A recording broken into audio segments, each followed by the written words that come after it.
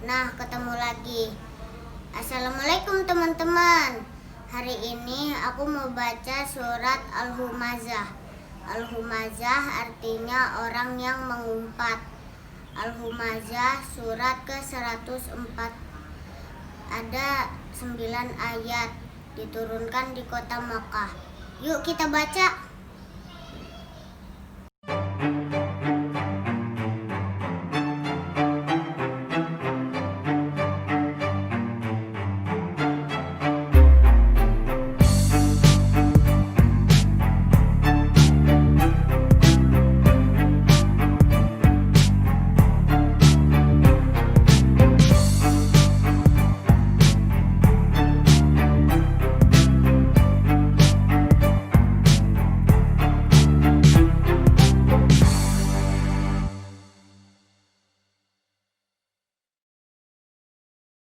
A'udzubillahi minasyaitonirrajim.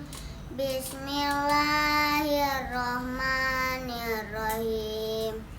Wailul likulli humazatil lumazah allazi jama'a malahu wa addadah yahsabu anna malahu ahladah kalla layumbazanna fil hutamah wa ma adraka mal hutamah narullahil muqadah allati tatlu'u alal afidah innaha alaihim muqsadah fi amadim mumaddadah.